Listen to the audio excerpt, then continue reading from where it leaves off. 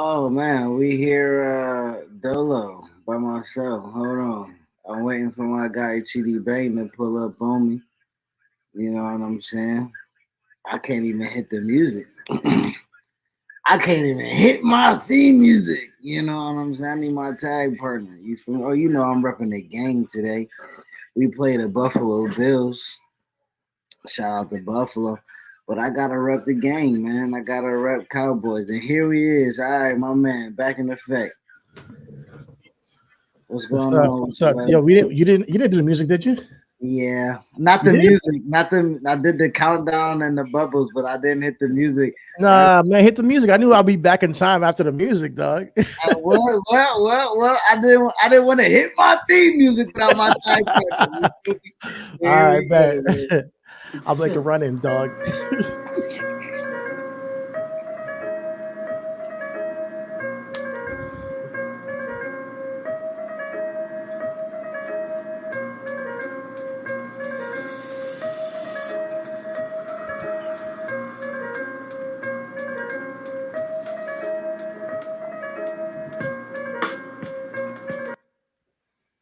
Yo, what's going on, everybody? It's Item Most High, Joint Roller Ayatollah here, my tag team partner, CT, aka Chitty Bang.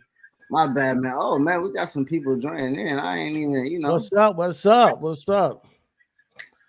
Thank y'all for listening. Thank y'all for joining us. We are the Underground and Professional Wrestling Podcast. If you don't know, now you know. And we are here to talk about the week that was in professional wrestling.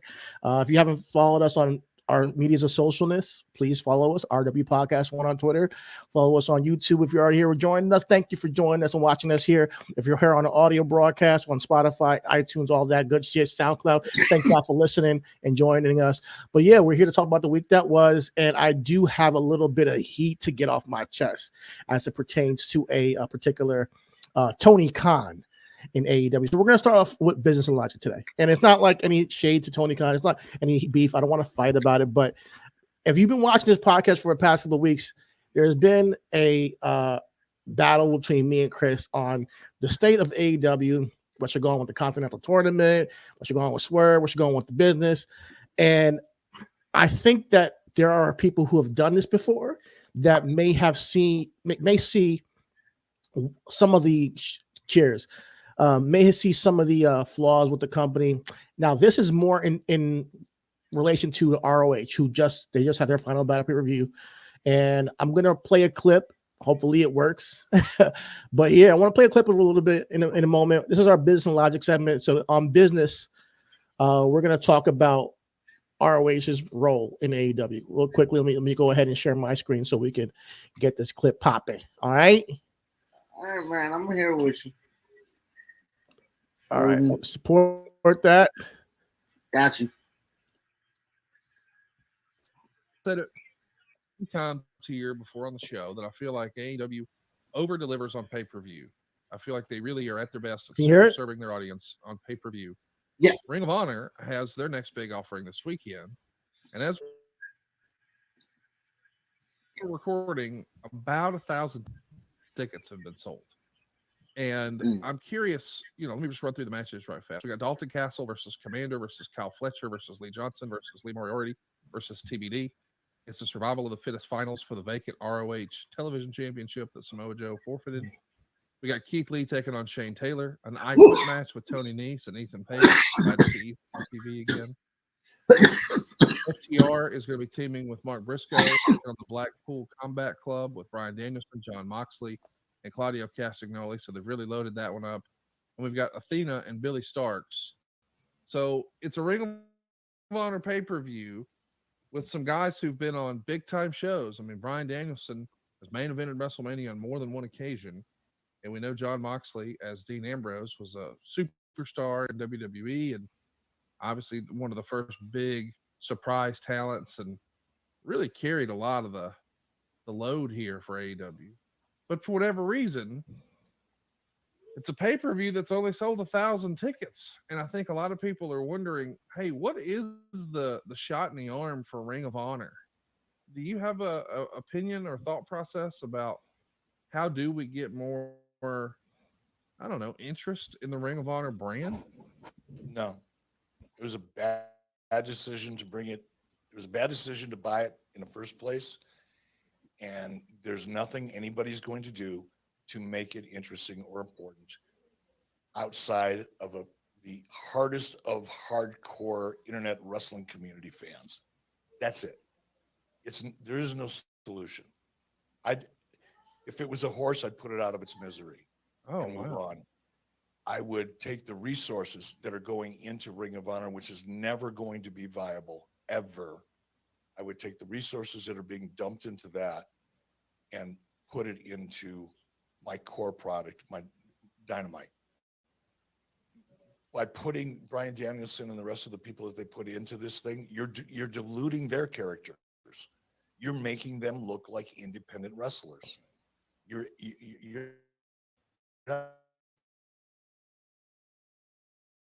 not elevating, the opposite. Really unbelievable to me. And I don't know what the drive is. Is it ego? Is Tony just said, I did this and I'm going to prove I can make it work?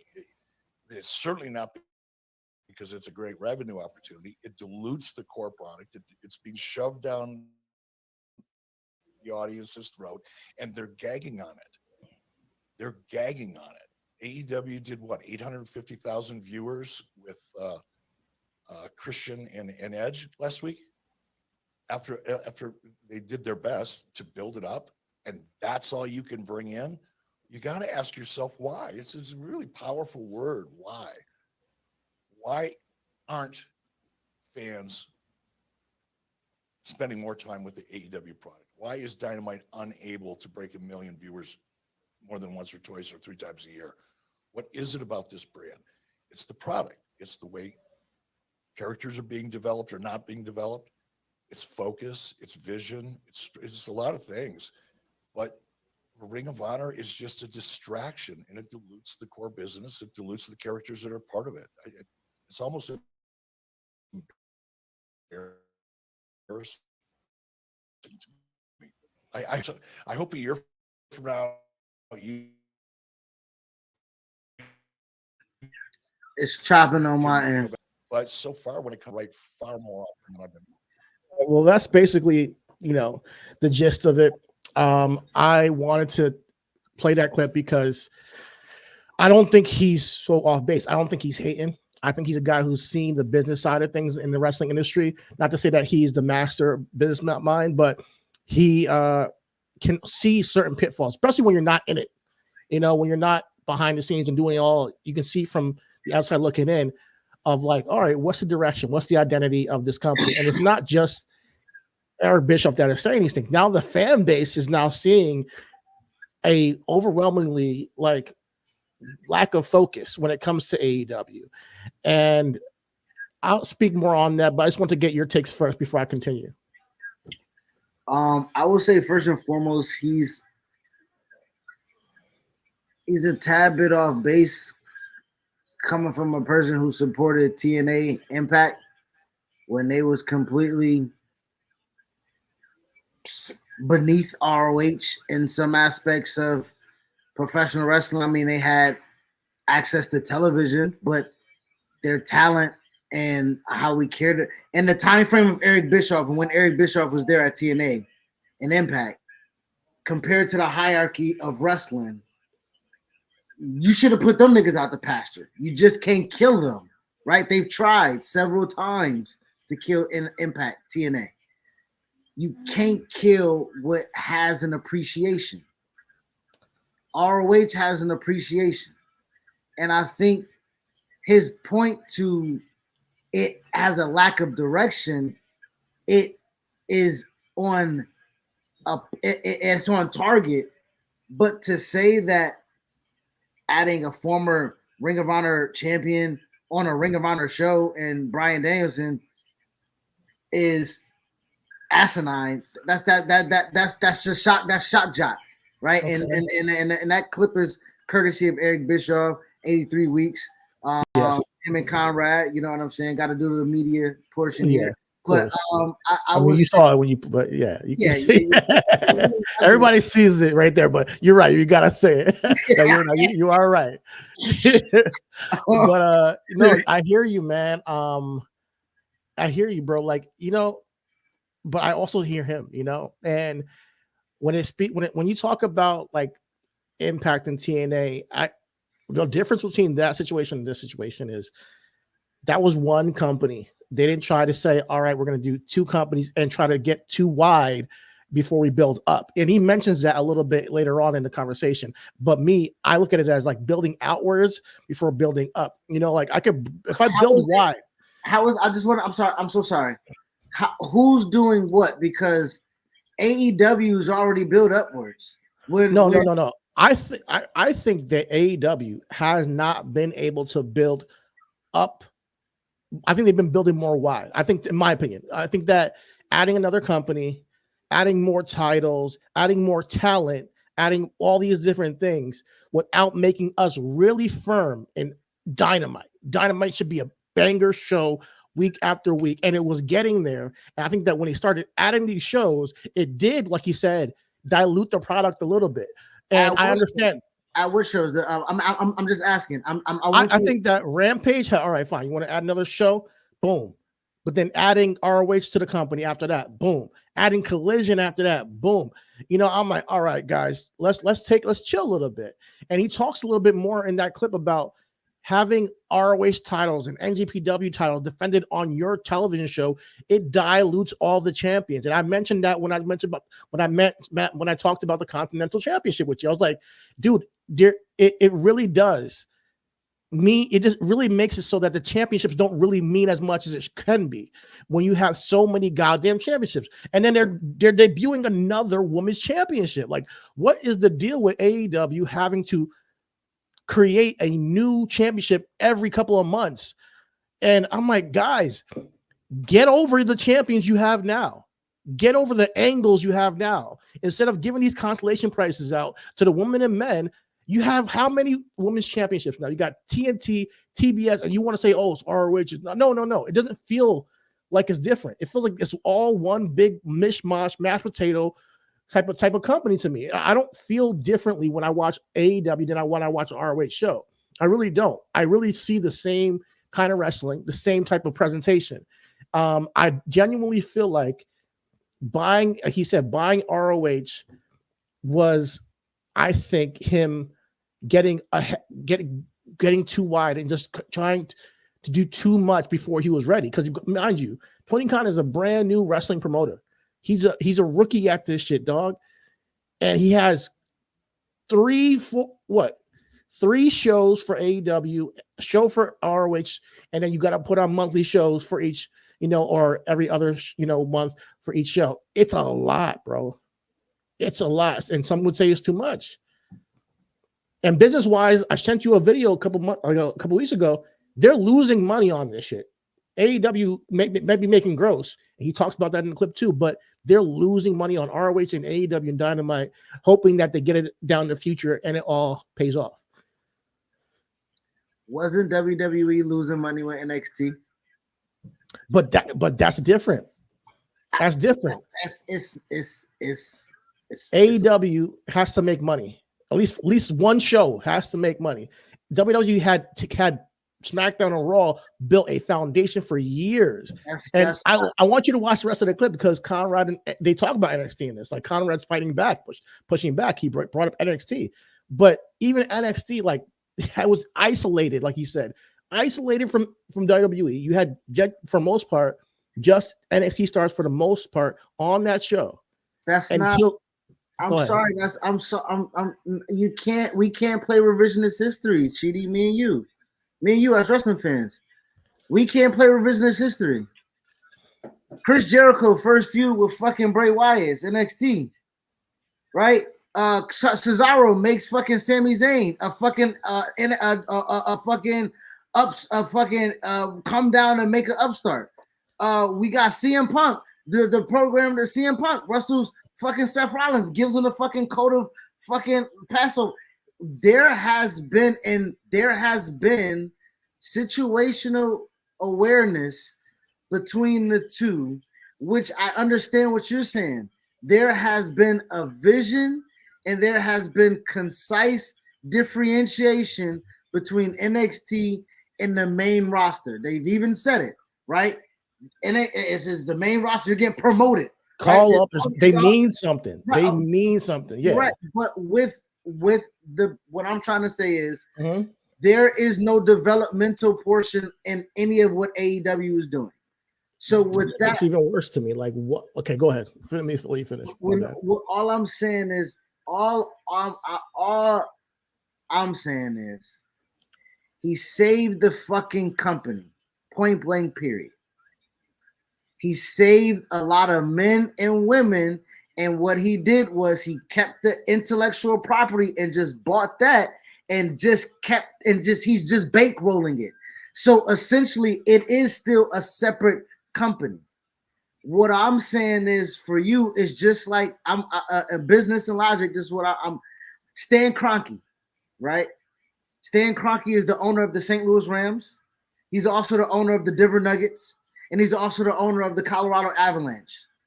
Those are three different companies, all on the same level because they all professional programs, and he just bankroll the fucking product. What I'm saying is that and I'm making a correlation here. Ring of Honor and AEW are wrestling companies. So to blend them two together, to not have them be synonymous with one another, to not help your established AEW who got television contracts and TV programming, because it is a foundation, the foundation that you say it has to build, it has a foundation already. What he is doing, yes, he is growing out wide with Ring of Honor and is not doing anything as of right now. We can admit that. We can admit that. I do believe tickets, bro. 1,000 tickets. It's sold 1,000 tickets. I can listen. I can. It's just like music artists, right? You can look at the videos, you can look at the YouTube, you can look at the Instagram. Like, damn, you getting the bag, cuz like what your album sales, what your ticket sales is, what niggas coming out to see you. At the end of the day, can you make that as a stepping stone? Can you grow with that? And I think that's what Tony Khan is banking on. But man, as a viewer, and like I can only sit here and resonate with the sentiment of Eric Bischoff of, I'm not saying you should just kill it all, but goddamn, you need to have a little bit more focus when it comes to the strategy of what you're doing here. Because if you are getting 1,000 people for your ticket sales for a pay-per-view, that's not just a television show, this is a pay-per-view, then you got to readjust. Like in 2024, you got to start to understand, like you said, why is a very important word. Why can't you get over 1 million viewers on Dynamite consistently? Why can't you get more than 1,000 people buying tickets to ROH? And it's a lot on his plate. And I kind of pity Tony Khan, but at the end of the day, he put himself in this position. And I get what he was trying to do. To me, Tony Khan, he's genuinely a wrestling fan. He's a wrestling fan who is running a wrestling company. So we getting mad at him for not having 1 million viewers on Dynamite?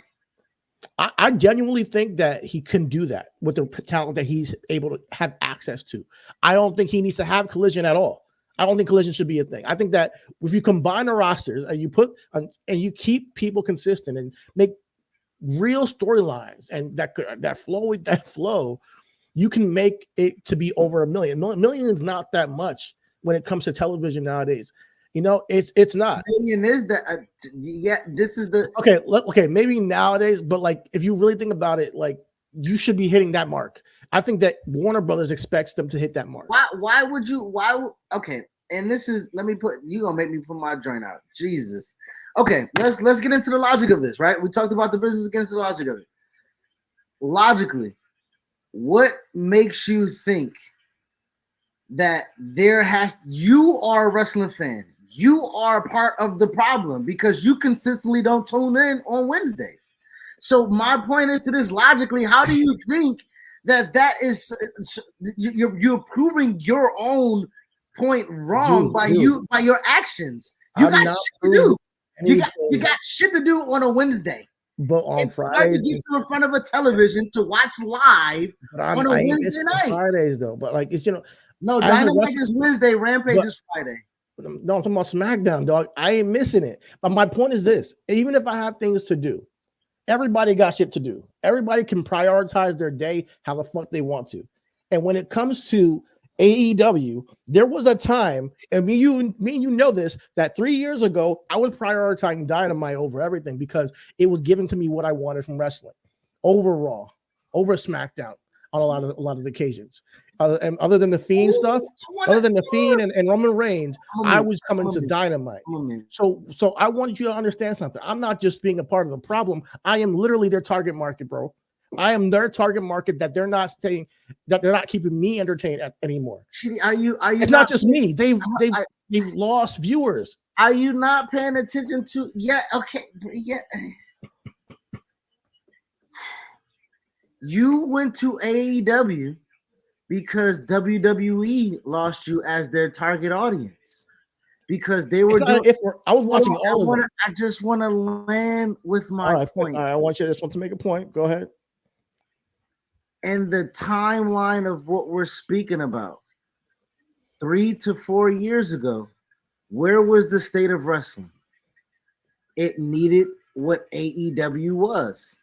So regardless of what they were doing, we tuned in. Regardless, because we didn't know who fucking Dark Order was. I didn't know who Evil Uno was. I didn't know who Stu Grayson was. I didn't know who the fucking I did not know these characters. I did not care about SCU, but I watched. Right? AEW was so in that 3 to 4 years ago portion of I'm watching, they tuned in and I was there. It's because it was fresh, it was new. When WWE switched up and became fresh and new, they attracted you back as the target audience, which means you had to balance one or the other. Now, Not true. I was watching all 5 shows at one point that wrestling provided to me during the week. But as I, have more priorities, and I gotta say, all right, am I gonna sacrifice this time to watch AEW Dynamite? And mind you, this is even earlier this year. I was still watching all of it, dude. Like, it's not like just randomly happened like 3 years ago where I was like, oh, let me switch, or 2 years or last year. No, I was still watching Dynamite on a regular basis when this year started. I was excited about the MJF push. I was excited by Bryan Danielson. I was excited by when Adam Cole would come back. All these things, I was like, yo, I'm tapped in, y'all. Watch. And mind you, we can go back episodes. We can go back episodes. Listen, I'll tell you what will change. And we can go back episodes. And it was you defending them. And it was you saying it was shit. This is just earlier this year where I'm like defending you. No, don't worry, man. Adam Cole, bro, is your man. Why are you going to shit on what he's doing? All this shit was me trying to defend the product. What changed is I saw the lack of consistent character development and direction for their own stars, bro. And I don't want to repeat and be a broken record, but we've had these conversations over the past couple of weeks about the exact moments where I was like, oh shit, this is not what I like. Whether it was the whole tag teaming with Adam Cole with MJF, whether it's the whole situation with Wardlow, with how we didn't get G Carter versus Britt Baker, how we know there's certain things that you genuinely could have made that I'm gonna must see TV for, not just me, for your hardcore base too. Like Jay Cargill and Britt Baker should have happened a while ago, and then you lost her. Like there are certain things that are just huge L's that they've taken this year. And I know we talked about the Kenny Omega thing, and you want to bring up injuries and that's part of, and I get it. You want to give him some grace, and I hear you on that.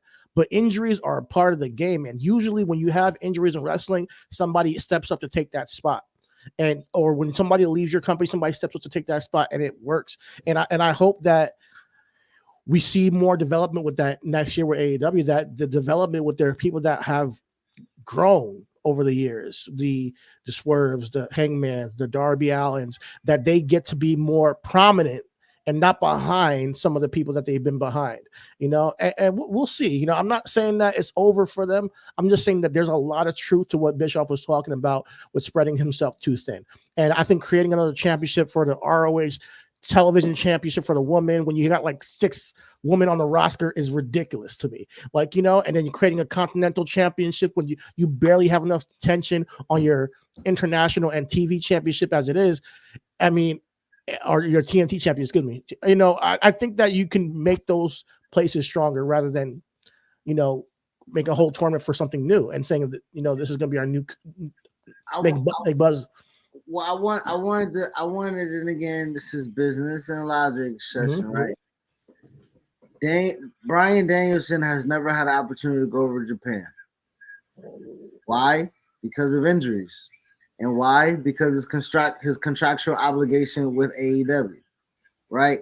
So when we talk about the relationship and the partnership and the things of that nature, Tony Khan is always going to have the interest of AEW first.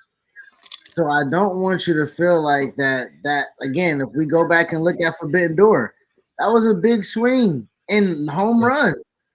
The second one, guess what ruined it? Injuries, right? And that's why you don't get CM Punk there. That's why you don't get Bryan Danielson there. That's why you don't get Adam Cole there, right? That makes those things matter, and then the top falls off. But I can't just like to me that those injuries thing is like a small reason that you got to overcome over the course of being wrestling promoter.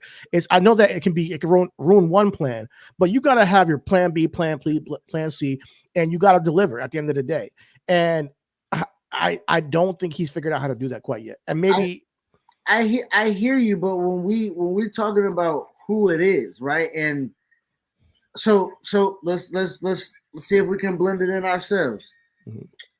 We don't know what the plan for Charlotte was, and let's first and foremost get well soon. We got the news that Charlotte's going to be out for some time. 9 months, man. 9 months. That seems like knee injury. So we send our best and our prayers to her. But what my point to roll into that, we don't know what the plans were for her. Right? Charlotte, without any fucking steam, without any heat, without any storyline, without anything, can be something they can just, that's a tempo. Boom, got that settled in. What is the plan now? Because honestly, they and the thing about that, the beautiful thing about that in WWE at least, and it's not beautiful that she got injured, get well soon, Charlotte. I'm not saying that, but the way the company is set up and what they've been doing over the past year with Io Sky and Bayley, they can just have Io Sky and Bayley at WrestleMania, and it fits the mold because they've been telling a story this entire time. You know, it's a thing where they have so much pipelined talent that actually people care about that they're not going to be hurt by Charlotte. I'm honestly, Charlotte is like a kind of like a constant. Like she's gonna be a fixture, and you know that she's gonna draw. Period. But now you got to test the waters with the Io Skies and the Bayley, and then you can have. You still already got Bianca, who's just been, who's already starting her own right, who's just as big, almost if not, done that with Swerve. Okay, listen, you keep doing the what about is. No, I'm not. I will answer your question. I want to present myself. I want to present myself as this because this is the shit that Phil used to do that made me unfollow this nigga. It's not fucking whataboutism when I'm asking a question as to, because we all have our particulars, and that is fine. But when we're talking about the basis of this is Madden, right? It is what it is when we play each other. You know what I'm saying? My point to that is that it ain't whataboutism when you say I don't get blocks like that. And I'll be like, well, I don't get passes like that. You know what I'm saying? Well, I'm talking about my runs. And I'm like, nigga, you talking about what you ain't got is what you talking about. Like that's the basis of it. So when we talking about wrestling of what we don't like, right? When you talking about what we don't like or what we do like, if one is doing it and one is not doing it, how don't we like it or how don't we dislike it at the same I want because listen, I and this is the thing, man. It's a deeper conversation than there's a new star that can swerve, and then they got Bianca in WWE. They got EO, they made her a star. It's a bigger conversation with AEW, and I need to make it very clear for you. It's a matter of how they use their talent. In WWE, everything has a specific purpose and moment, and that we don't always like everything they do, but it's for a reason. Granted, I still was confused about this Continental Championship. You had to get me to understand that I don't see the vision still for Swerve to be the champion and hold that and go everywhere around. No, fuck that. Put him on Dynamite, give him the AEW Championship, make him his own entity there, a staple. Make him strong in one television show with one championship. That's what I see with Io Sky, with a group behind her, and she's rolling deep, coming out, with her championship, and the Kabuki Warriors now by her side, and got that little turmoil with Bailey. I'm like, week after week, I can see, how's this gonna play out? With Swerve, I'm interested in his matches. When you guys may be interested in a storyline with Hangman Page, I was locked in, bro. Now I just want to see his matches. Now I want to get him back to where his storylines matter. And how you do that is you put him in the ring with the AEW Championship, and you make that the biggest angle you can be. It can be because he's your biggest new star to me. He's that you created this year. He's on the precipice of being a huge main eventer that can draw money. Keep him hot. Don't make him go from Japan to fucking ROH, whatever you want to do, and just spread him thin. Don't do that. I don't want to see that. I'm sorry. Let Jon Moxley do that. He's a guy who should have taken a vacation fucking 16 months ago and still wrestling right now. Hey, you want to do that, bro? All right. Go to NGP Strong and help them out. All right. Go to ROH, help them out. Let Moxley, get his foundation. And that's what I mean. Get your firm, strong foundation. I don't need to see him with 3 belts. To me, 3 belts that don't matter means 3 belts that don't matter to me. Give me 1 belt with Swerve that matters, and I'm locked in, bro.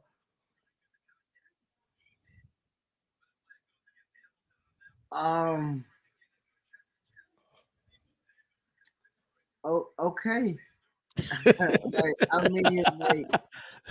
I just took another shot. Cowboys is down 14-0. Oh shit! No, Dak, no.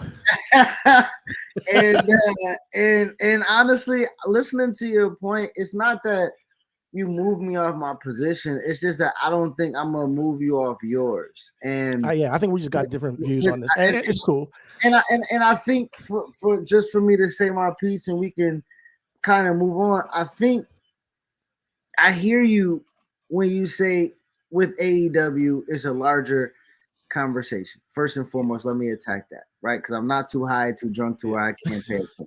Right? At least not yet. I do want to say that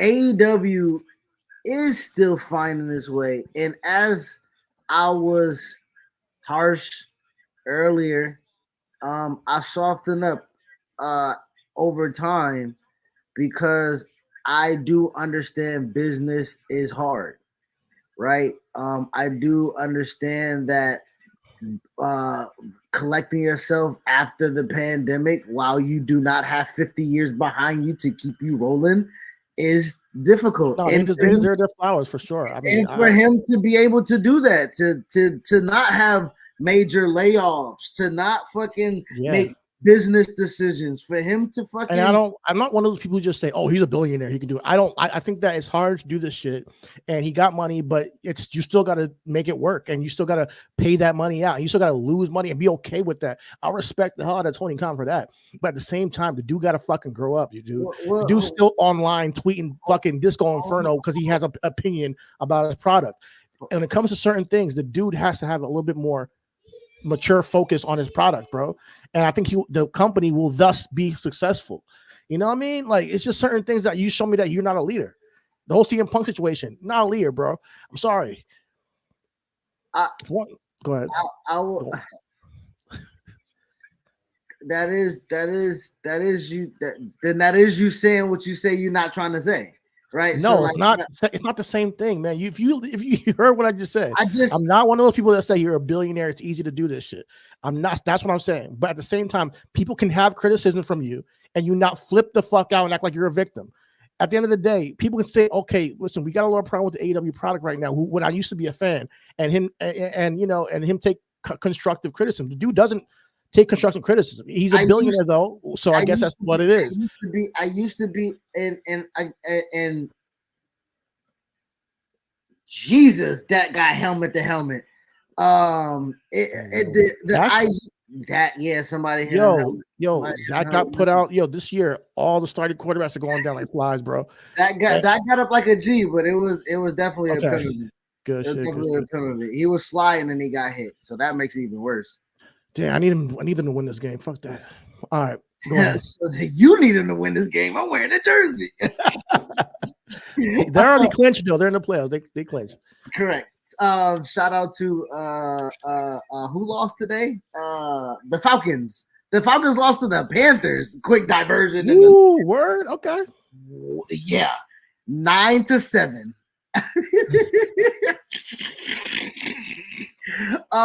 Back to our AEW Tony Khan conversation point situation. Yes. He need to be, and that's what I'm trying to say when I say we're splitting hairs, because you can look at Vince McMahon and he's a leader. That shit wouldn't have happened to him with CM Punk. He would have fired. He would have did. But also Vince McMahon is a cold, ruthless business calculator bastard who done fucking, done. So like when I watch back the press conference with CM Punk when he's just roasting AEW right in front of Tony Khan, I feel bad for the guy. Honestly, I rewatched it, some clips from it a couple days ago. And I'm like, man, I do feel bad for the guy because he's a fan, and his company is getting roasted right in front of him, and it's not. And I don't like what CM Punk did. I still to this day like he could have handled it so much better. Like it's not. You got. He knows he had power to do that, and I don't think it's right to use your power in the wrong way. So CM Punk on that route, he's not right for that.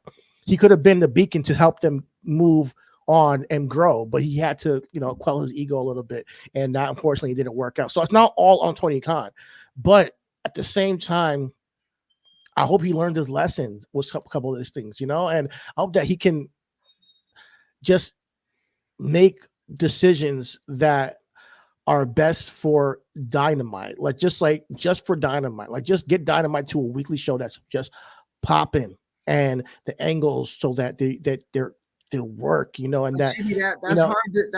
It is a low as a wrestling fan, and again, this is why I say I give them grace, because with WWE, that's why this is birth, right? This is why Reasonable Wrestling is birth. We were tired of giving WWE grace. Like, nigga, you should know by now. We're wrestling fans. You should know. You know what I'm saying? Like, give us what we want. We want Sasha Banks. You know what I'm saying? Like, we were doing the thing because we felt like they have enough behind them to know. That was a company that was 50 years. Yeah, you're right. No, you're making a great point. Like, you're right. So when I am breathing on them a little bit less, it's because I am, as an administrator to a business, that have lapse in judgment sometimes and be like, fuck, right? As a not so good leader, I gotta come back to my business partner and be like, all right, man, I fucked up. How can we come back with this? Right. Yeah, and that's why I'm saying, like, going to 2024, I'm not burying them under, but I do get frustrated with some of the choices he makes. Like, it doesn't make much sense to do certain things, that it just seems like basic. Like, it seems like you saying. Well, what I want to know is, why are you so against? And this is why are you so okay? When you say things have flipped, legit things have flipped. You was a good proponent of the International Championship. Now, it did not do what he said initially it was going to do. So, okay, we have a little flaw with that. But it became, sometimes you rolled your eyes on that shit, and now I'm the one saying, like, okay, guys. But the thing about it is, when you talk about the legitimacy of it was built within the storyline of it. So when you say storylines, so when you the storylines grew within the matches. So it's a different ideology absolutely. from the other way of how we've been paying attention to wrestling. I want things to be a little bit more centralized and focused. I think they should unify the TNT Championship and the International Championship. It's kind of like when they had the European Championship and the IC Championship, and you're like, who is the next man up? You know, and what are these titles here for? Even though I enjoyed it, I love the European Championship matches, and I love the IC Championship matches. That championship did get a little bit more story at times, but it gets to a point where it's like, all right, what's best for the company? What's best for business? What's best for the company and the storylines all together? I think Orange Cassidy and Christian Cage right now in a unification match, it makes money. I think that right now is a great angle, because you've now built these guys up with their own rightfully championships, and they got, that could work, and then at the same time, you're minimizing the belts to a position where you have more focus on who's champion. And then you got the FTW championship, which I don't count all. That's not recognized. But I don't think he should carry it if it's not recognized. I don't think that should be a thing. Why? Because this is my straight up opinion. This is why we don't have $1 million belt anymore. You shouldn't have a champion unless it's a heel carrying around a belt that he did not earn. You should not have a champion carrying a belt that doesn't mean nothing either, unless it's like a heel. And then even if it's a heel and you get him having that champion, it can't be like forever. It can't be like, all right, he's holding this for like, the whole year. No, it should be like an angle. Like, all right, the $1 million belt was for a specific angle at a time, and then it went away. Even even like the 24/7 championship, we got it wore its stay, and I think that they got rid of it because at the point when Triple H was like, all right, we don't need this title. It doesn't really have any substance behind it. When you unify the belts, when you change it up a little bit, when you had one champion in WWE, that's why I'm a proponent for that. It makes the champion more important. Now we might get to a time when you need another championship, then you can introduce another championship when you think that, all right, there's a reason for it. I think that the TNT Championship should be on par with the IC Championship in WWE and the United States Championship in WWE, but they can only, defend it on Dynamite and Collision, and pay-per-views. I don't think it should be defended anywhere else, no other companies, and that's it. I think that you primarily focus it in that way. Then you give more time to the tag division. Then you give more time to the trios division and tell actual stories, not just have matches and say, hey, they want a rematch or they want a title shot. It's just, that's pretty much what I see with those titles. Like some tag team pops will say, hey, we want a title shot. And that's pretty much the story. A women's championship, even sometimes like that. It's like, hey, this woman wants a title shot. Her record doesn't really even matter anymore. Oh, Rio's back. Oh, she wants a title shot. All right, boom, throw in the title picture. Like, it's like, all right, give them a storyline maybe and give them like some promos and packages. Britt Baker not having the mic in 2024. I didn't even know that was a thing until she said it on Twitter. And I'm like, yo, she's one of the best mic workers you got in the women's division, if not the best. How do you have those laps in vision for your talent sometimes? It's the same arguments we was making in 2019 for WWE. But I'm gonna hold them to the same standard. I'm not gonna say, oh man, WWE. No, I'm not. I mean, you again. This is what I'm trying to say. You were the one who was telling me to do so. So with that being said, I gave them 3 years though. And in 3 years they are obvious. They only failed you this back half. They only failed you this back half. So this is what I'm trying to. This is what I'm trying to say. This is why I've been giving them grace, but they have been failing me before. I'm just saying. You're a Jets fan. No, get the fuck out of here. What about it? Bullshit. No one cares. I'm talking about AEW right now. What I'm saying is that you can keep. I kicked the Jets back in all the fucking time. What I'm saying, and you stay though. I'm still here. I'm still talking about them, so I'm here. I mean, we're not. No, this again. When we said that how we was going to do the podcast, we said we was going to talk about things we like. You have not said a fucking thing you liked at all. All you do is I want to have. say the things that you don't like, and I'm like, that's how we I did the have, bro. goddamn I have. thing. Listen, and I told you like was this like 2 or 3 years ago? I'm gonna come on here and say things I don't like. Listen, I told you when that shift happened, I'm gonna come on here and tell you the fucking truth about how I feel about wrestling. I can't just come here and talk about what I like because I think it's not constructive at all. Just to be like, oh, that was cool. All right, let me ignore half of the show because that shit was trash. No, I'm going to come here and say the truth about how I see wrestling, bro. And you have one of the best mic workers in Britt Baker that I think to them was one of the most over people in their company last year, if I'm not mistaken. That's almost as if Becky Lynch. Yes, it had, bro. Yes, it had, bro. No, it legitimately happened to Sasha Banks, my nigga. What do you mean? What? Cheating. No, it didn't, man. Sasha had a mic. She's not. No, listen. Oh my god, Sasha. Yeah. Okay, let me calm down.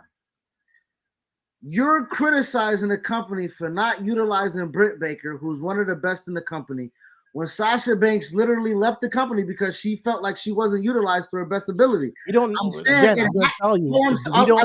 it.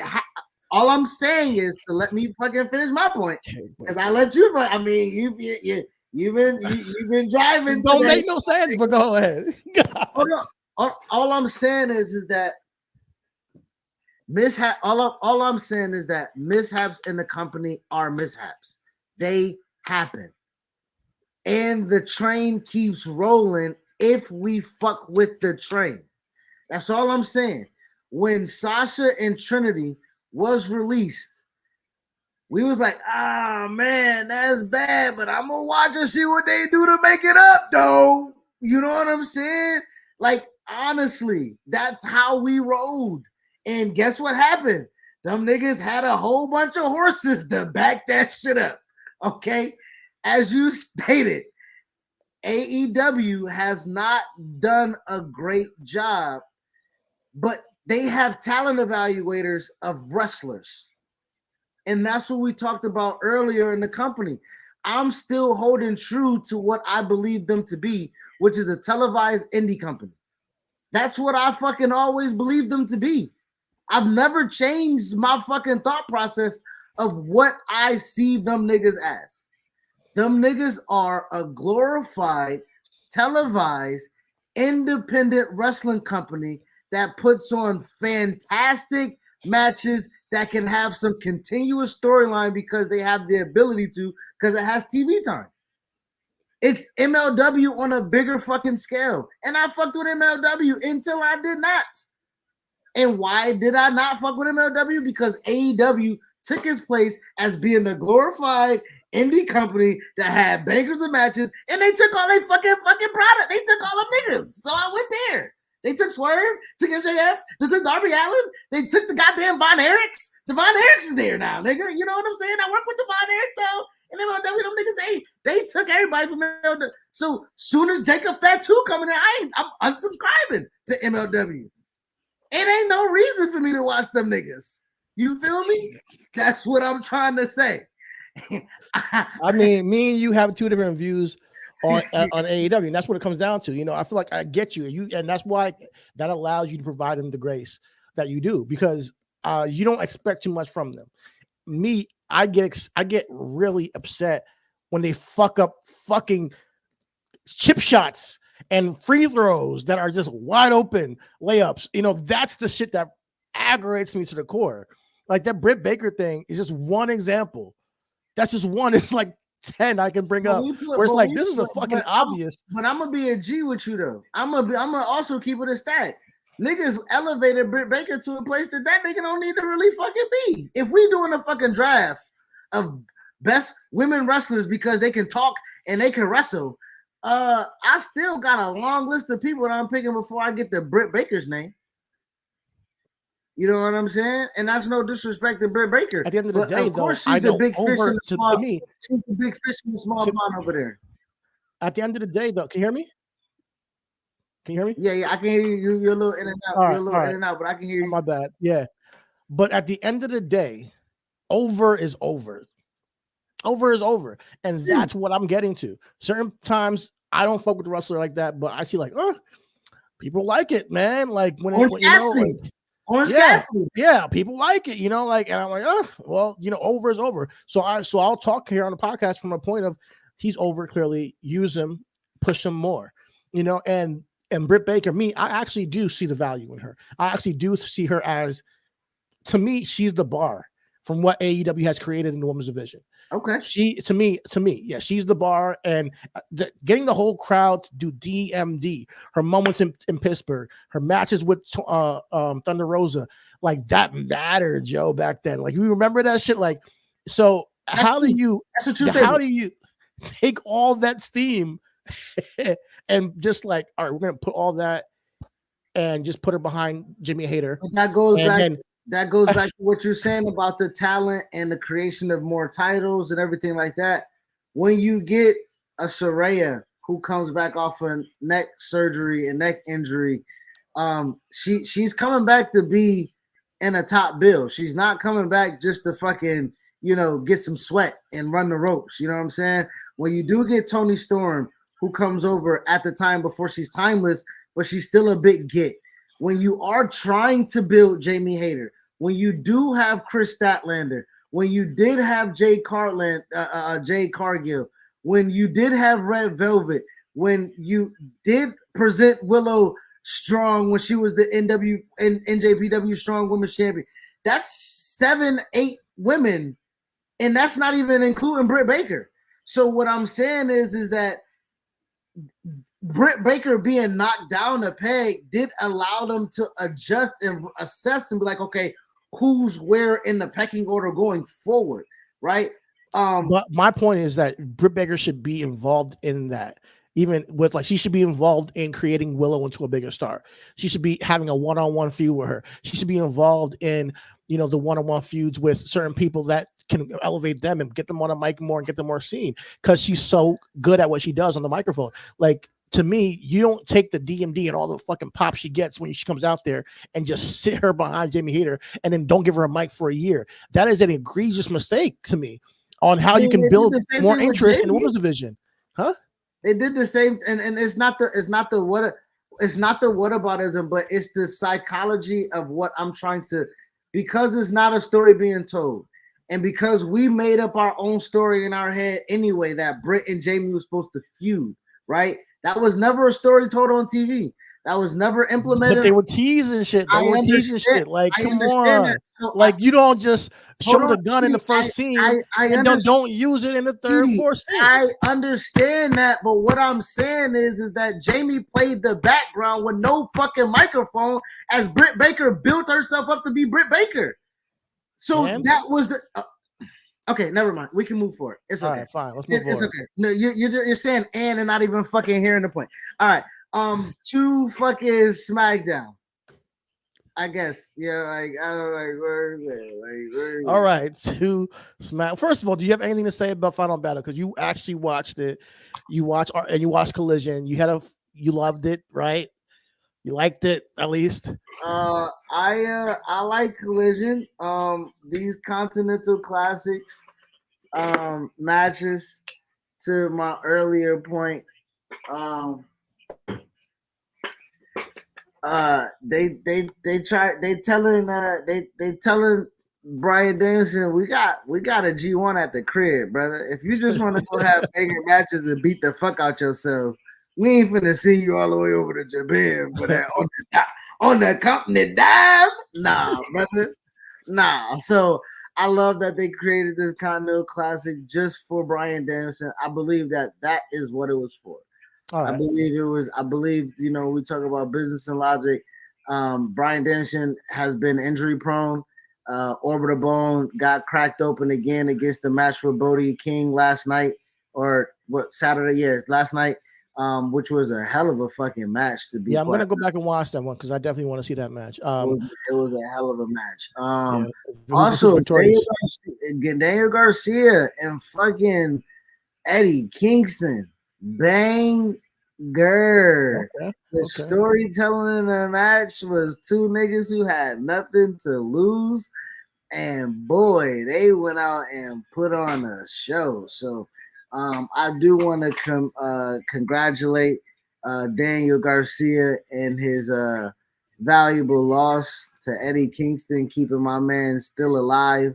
That blue bracket is stacked with 6 and 9 wins. So these matches coming up will be very much fire. Did not know that they were hosting the show in Orlando. Might have to pull up, man. You know what I'm saying? So that's where the finals is going to be at.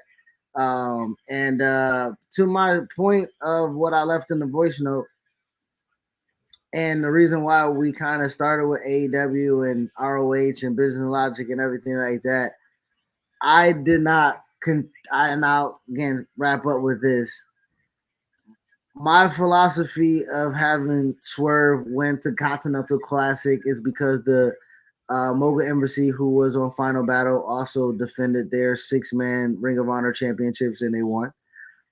So having his crew represent Ring of Honor already with some titles. I think when we talk about the prestige of the Ring of Honor Heavyweight Championship at one point in time, it was at that point.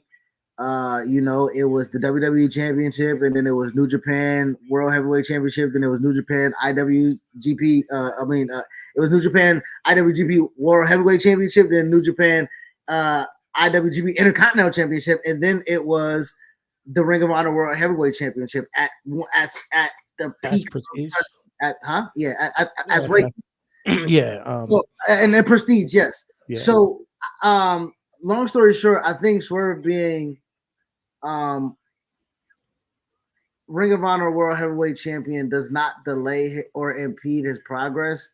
But to your point of him being solely on AEW, making AEW Championship his main focal point, I would say if you are watching the product and you are seeing the product, there is a congested line it's a log jam right now, right? And I know I don't see it that way. I get where you're coming from. Storytelling wise. Storytelling wise. Okay. It's just fucking not even putting Vaseline and just going straight up in there. You feel me? My thing is, the Swerve to me is LA Knight. Let's go. Let's get him around him. Even if he doesn't win it, let's see what happens afterwards, and we can continue their storylines. Listen, AEW, they be. I don't want to roast him anymore. Listen, but that's my thing. He's LA Knight to me. Put him in the spot. Get him the rub. Get him in the ring with the heavyweight champion. I think that's what you want to do with him now before you guys cool him off and put him in a bunch of matches that people are not going to care about. And if you guys are going to give him the title of the Continental Championship, you better put some fucking storytelling into that shit. That's all I'm asking for. If you guys make the stories matter and make hit, and he's giving that time on a promo on the mic and shit, then cool. I'm on it. I'm with you guys on it. But you guys got a lot of TV time, and you don't use it quite well for the titles you already got. So I'm just saying. Well, I can damn, Buffalo gonna make me fucking drink myself to a coma. Yo, chill. I need you for the rest of this hour, dog. They scored again, bro. What the fuck? I'm down 21-3, nigga. Yeah, man. They gotta make it to the playoffs, man. I don't even drink when I fucking score. I drink when the other niggas score. Stop these niggas, bro. Damn. What I think yes. AEW does, and this is what, and this is fair criticism, Chidi. I don't want to present myself as an apologist. Again, when WWE was not making the Intercontinental Championship matter, or the United States Championship matter, or the tag titles matter, or the women's tag titles matter, or the NXT Women's Championship matter, or the fucking North America, like when they had the Cruiserweight Championship, that did not matter. When they had a Heavyweight Championship, that was not on the fucking screen all the time. Bro, it is proper criticism. I don't want to do that to you. All I am saying is that within your criticism, I do want you to understand that they are providing something that is unlike what you already are accustomed to. Absolutely. And I respect that. And with that, they're not going to do things that you are accustomed to. So with that being said, the creation, I think that I'm trying to help out by just giving criticism to where it's warranted, and you know, I think we this tournament has had some banger matches, and I've watched a couple of them, and I'm happy with it. Actually, before we get off and go to SmackDown, I do want to talk about Dynamite because I watched it this week, and I know we had John Moxley and Swerve in the main event, but yo, Andrade and Brody King was my match of the night, in my opinion. I thought Andrade played a great small man role to Brody's big man. And Andrade ain't no small man, brother. He ain't small. He's a pretty big dude, but compared to Brody, he's the underdog, and he pulled the victory with a DDT onto the Rainbow Spar and then hit him with the package DDT. So it's a thing where I see the value in the company, and that's why I get so frustrated with some of the shit that goes down. So I hope we're building some of these stars, and so 2024 can be a really exciting year because this MJF run has not done what I thought it should do, and I think that's part of it too. But I do think that we can change things up. If we get him in the ring with a Swerve and you guys have those mic battles, I think that it can. You didn't like what he did with Adam. You didn't like what he did with Hangman. You didn't like that personal. I liked Hangman. I did not like Adam Cole. I thought that could have been so much better. Well, him yeah, and Jay White. I'm not looking at what they do. I'm not looking at because we can kill WWE for what they didn't do. We can kill AW for what they did. Yeah. Where they're at now? What I'm saying now, when you're saying just get Swerve around where MJF is, unless it's something that can be personal, because that's the only thing that gets MJF feuds going. He hasn't had anything personal with Adam Cole to take it over the top. We had personal with Samoa Joe. It fell flat because we was like, damn, we're gonna kill MJF right now to give a Samoa Joe, and damn, Samoa Joe, how you gonna lose to MJF? You're the baddest motherfucker on the planet. That was a tough spot for them to put themselves in. I don't mind it. It's an angle, you're not gonna. That goes back to injuries. That goes back to the sport of full circle. But they're running it back now, and they're running it back now in a way that I'm like, I'm not that really excited. The biggest intrigue in AEW right now is who the fuck the devil is. I mean, at the end of the day, that's what we're talking about with the champion. That's the controversy. That's the heat. That is not what is going to draw me to a television show every single week, though, because I know you're not going to debut the devil. The main event angle has been mid. For somebody who says mid all the time, I love MJF, but shit, it's fucking mid. I'm sorry. His whole run, once he turned babyface and all that shit, thank you. Everything is pro wrestling. It just hasn't really hit after that. I thought he was supposed to be a tyrant and be like, okay, this tyrant run, but it's not what I thought it could be.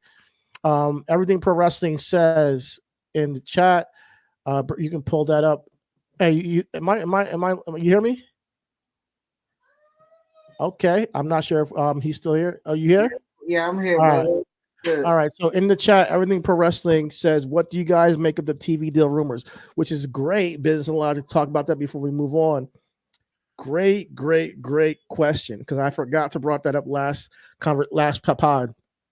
So there are rumors that Nick Khan and Triple H has met with the head executives of WB, Warner Brothers, and they're potentially selling Raw and their TV deal contract to be on TBS, TNT with Warner Brothers, basically. I'm not sure what TV show, but Raw is on, it's for sale. This contract is up for sale next year. So they're having those conversations with Warner Brothers. And the intrigue in that is because obviously AEW currently is their primary wrestling company, their only wrestling company, and they provide wrestling for their channel. I genuinely think it's not. I don't know. I don't know what's going on. It's rumors right now, but if WWE gets, if they move to TNT Raw, it's pretty much crazy because all my life I saw WCW on TNT, and I never pictured WWE doing business with Warner Brothers because they were the competition, and they've always been on USA, Sci-Fi, everything. But I think this on top of the whole thing with CM Punk and Jay Cargill will be a huge blow to AEW, and it's like WWE is actively trying to squash the competition if this actually goes through. Because then after that, where does AEW go? And or do they stay on Warner Brothers? Because I don't think Warner Brothers really would hold two wrestling companies because it's conflict of interest, right? I would say first and foremost, this is to devalue what they can present to AEW as take it or leave it.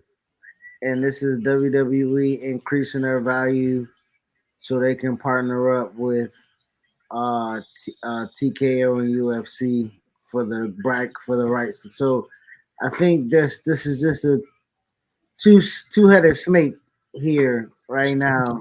So it's just flirtation right now, just to get the market value up.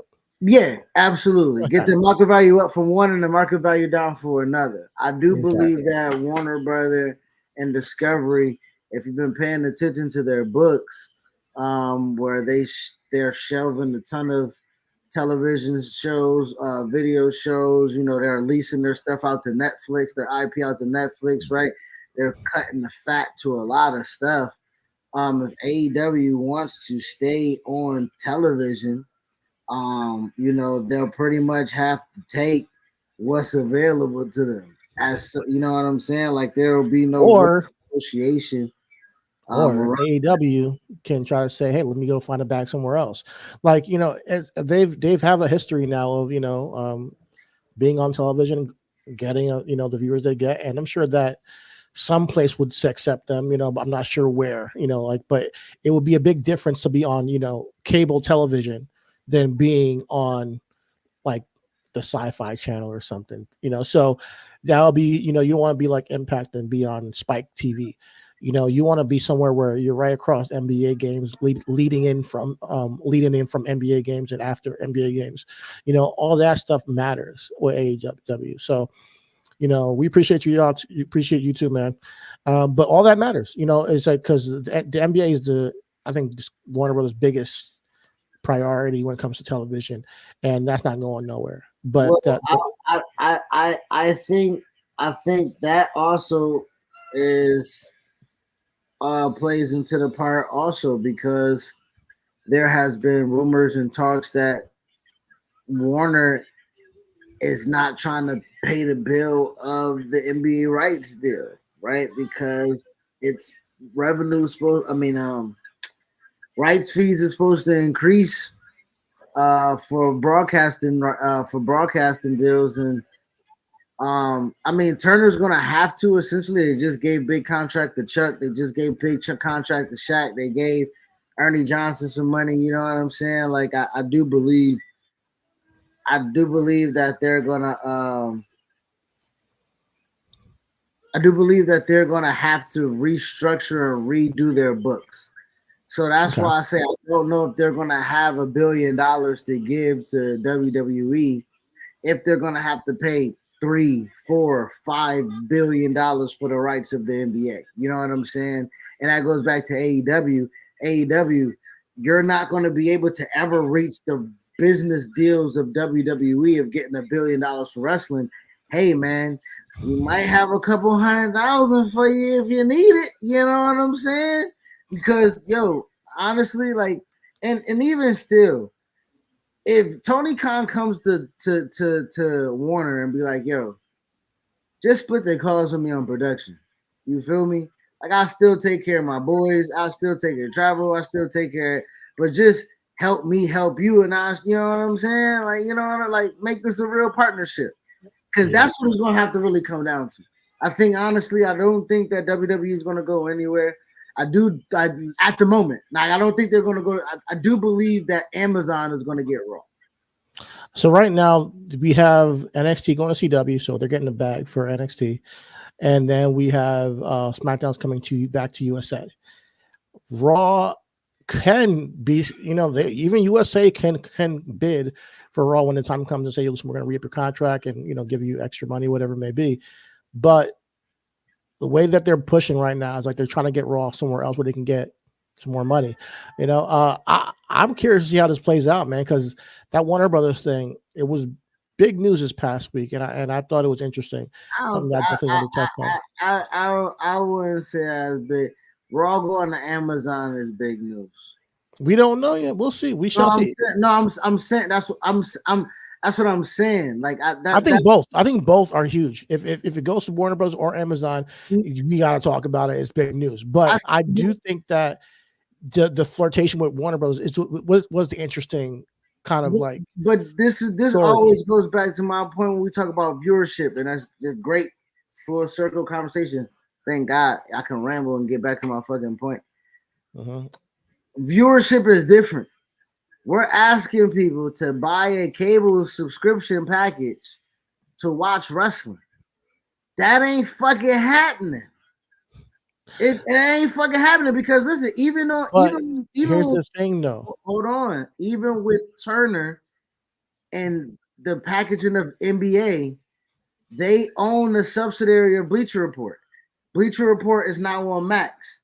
You can now Warner Brother owns Max. So if you don't watch fucking the NBA games on television, you can still use my fucking subscription-based model and pay on Max and then pay an exclusive right on Bleacher Report to get sports. Or you can go the long route and go directly to the NBA and get NBA League Pass and do it that way. So wrestling does not have that model yet because Raw's not on Peacock, right? Raw's also leaving Peacock. That goes back to my point of the WWE network can come back and go on Amazon and you can watch Raw live on Amazon and get the WWE network back. And that can be its own subsidiary to itself to bring there's in a lot. So There's a lot of potential, but when it comes to Amazon, that's like everybody uses Amazon. I mean, honestly, there's some people that don't, but you are asking a portion of your fan base to sign up to Amazon. But I'm like, yo, shit, we're already watching the boys on that bitch. So like, and we're already watching football. We're watching Thursday night football, bro. Football. So if football's doing that already, they showed the model already of how you can do that and shift your fan base over there. So listen, I was watching Prime Video this past week. I was like, okay, this shit is crazy. Bro, if there's gonna be some kind of crazy Prime Vision for Raw, like Bezos got Bezos got the bread. Bezos got the bread. And if you want to talk about raising stock prices to what you got, you partner up with Amazon. You put your shit on Amazon. You make it accessible to the millions and millions. Cause niggas ain't got a fucking bro. We watching it on the right now. You feel me? What do you mean? You know, NFL. You think I'm watching it on Fox or CBS? Nope. You know what I mean? I'm watching all that. Listen, we gonna find it somehow, some way. We gonna find it somehow, from some way. Everything Pro Wrestling says at the end of the day, we as fans should want AEW and WWE and AEW to succeed. WWE would be doing better without AEW in my mind, and it's good for business. That's true. That's a true statement. Wait, you said WWE would be doing better without AEW? I think you meant to say WWE wouldn't be doing better without AEW because that's the truth. AEW wouldn't be. Oh yeah, absolutely. If you think it wouldn't be doing better, I completely agree with you. But that's what gets under my skin is like I wanted to, because if you've been watching for a while, Everything Pro Wrestling, I believe that AEW was like the saving grace for wrestling back in 2019 through the pandemic, and I was like, yo, thank you, because we needed an alternative. I was on the side of all that, so I genuinely need AEW to survive. I do not want them to get taken over from. I want them to stay in Warner Bros. I don't want WWE to go there. Honestly, it would be weird for me, but I think that. They got to fight for their own right, man. This is dog eat dog, bro. They gotta show and deliver. I'm not gonna hold them to a different standard than WWE after 3-4 years. I'm not. I gave them the first 2-3 years. I'm like, yo, give them a landing space, give them time to grow, and we did that. Now, put on your big boy pants. Tony Khan got to grow up a little bit and show him, prove that you can tell stories. Because at the end of the day, Chris looks at you as an indie promotion that's on TV. I'm looking at you as a television program week to week, just like I did with Raw and SmackDown when they weren't delivering. I would say the same thing. Tell me a story that can come from week to week, and eventually they've gotten to that point. I think AEW should do the same thing. And I think it's only right that we hold them to that standard because we are spending our time and money week to week on you and watching your television program. So, yeah, moving along, let's get to SmackDown. Let's go back to SmackDown, like you were saying. SmackDown was interesting for a couple of reasons. We had the face off with Roman Reigns and Randy Orton first. I do think that it was interesting. You know, I think that Roman being off TV for some time has stirred up a portion of the fan base that is really aggravated with the title run. But I still see him as an attraction. I still think that him and Randy Orton at Royal Rumble is where we're going, you know, and rightfully so. I think the storyline makes sense. Randy Orton came out in there and he said, listen, you took 18 months from me, so I'm going to come and take everything from you. So I said to you before a couple weeks ago, how do we make this interesting? And I'm still waiting to see. So if it's like, hey, if we get a Randy Orton match with Roman Reigns at Royal Rumble, that there cannot be any interference from the bloodline, that will be interesting to me. We've heard that before. You know, so I want something like that along the lines of that. We saw him try to hit the RKO. You know, he pushed off of him and all that stuff. That set up a match between Randy Orton and Jimmy Uso to end the night. And, you know, Solo came in, Rowan came in, and they were jumping him. LA Knight came in for the save. There's some tension between Randy Orton and LA Knight. He don't think he need no help. But then we had the return of the phenomenal one, AJ Styles, and he's on the same fucking regiment that Randy came back in because that nigga looked jacked. His biceps were fucking massive. Pause. But I believe that, you know, it kind of, you know, he came back for the save. He took Roman out with the phenomenal forearm. They cleared the ring of the bloodline. But then it got confusing. And I said this in our group chat, like, AJ takes out LA Knight, clotheslines him for no fucking reason, and then leaves the ring and walks right past the bloodline. Niggas who he was just fighting. And I know that for me, when me and my niggas, we are at war with some other dudes. That's you get a good shot on me. You ain't just walking right past me after that. Like we still got a problem, bro. You know, I would have jumped his ass as soon as he got out that ring. But hey, he walks past them. What we can take from this is AJ Styles is probably going to be heel in this return, and it was just confusing to me. Like the whole ending to SmackDown was confusing. Like if you want AJ to be a heel, you can do that, but this was sloppy to me. Yes, and again, here we are giving grace, right? Do we believe that they can pull something out their ass to make us believe in a match between AJ Styles and LA Knight? Yeah, of course. Yeah, that's what I'm saying. Like, I mean, even if something as simple as gimmick infringement, you know what I'm saying? I'm buying into that. No. I'm not doing that. AJ Styles going like, you make this feud over cadence of their name, I am not watching dog. I'm sorry. Fucking initials. WWE has listened to syllables. Before, yes, listen to me now. I'll buy in. Don't you dare manifest that bullshit, dog. I don't want to see that shit. Shenanigans. Shout out to my brother X. No, I think. All right, so I mean, the match itself, I'm down to see absolutely, but I think they could have waited on the heel turn for like a week, maybe. Yes, I think the rush job on the turn was crazy, unnecessary. Yeah, the turn was surprising enough. Yeah, exactly. And then the turn was like it knowed everything out. And then he walked past it. But I ain't gonna hold you.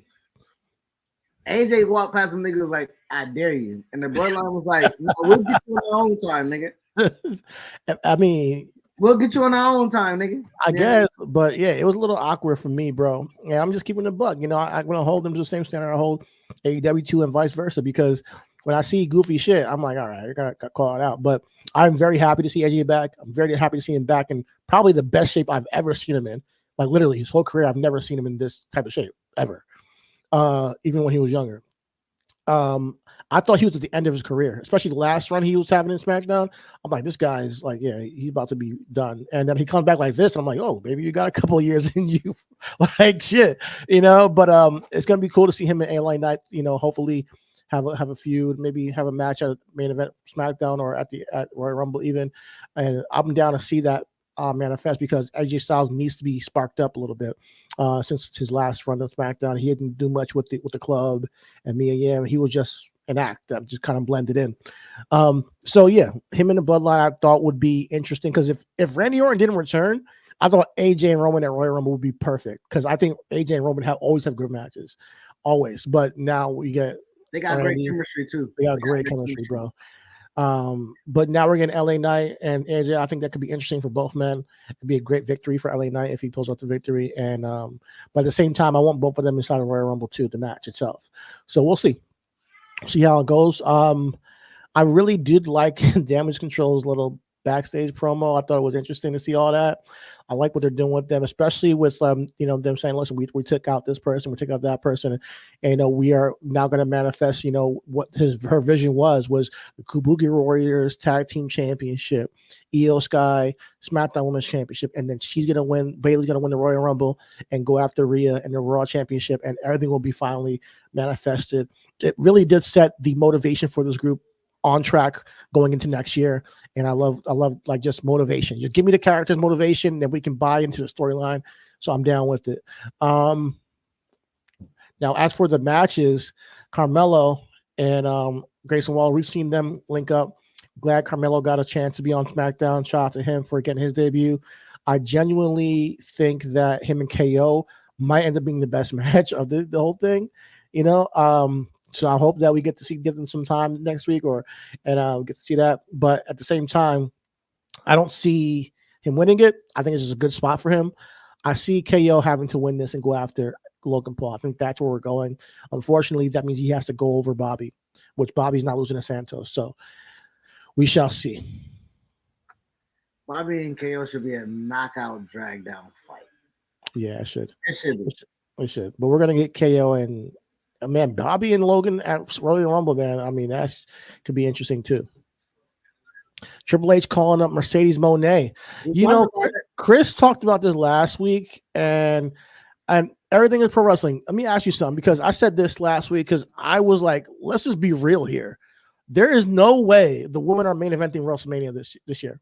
2024, they ain't main event. Like, I know there was a big uproar last year about, the women are not main eventing, but like, hey, listen, we got the best storylines in the main event. We got the tag team championship between KO and Sammy versus the Usos and Roman and Cody. This year, I see it being much of the same. I think that there's too much like really interesting storylines on the men's side of things that I don't see their opportunity for the women to main event WrestleMania. Chris chimed in and said, unless Mercedes Moné comes back, and I genuinely see that happening, but I don't know about main eventing. And that's the thing. I think Mercedes Moné, Sasha Banks, let's call her WWE name. If she comes back, she's Sasha Banks. She's already main evented, She's already main evented, and I think they're going to give that spot to somebody else. Listen, when A-Train came back as Tenzai, we called him Tenzai. We didn't call him A-Train. So when Sasha Banks come back as Mercedes Moné, we don't call her Mercedes Moné. No, all right? Stop it. So with that being said, if Mercedes Moné, if I hear the cha-ching, that is not happening. That joint don't stop money.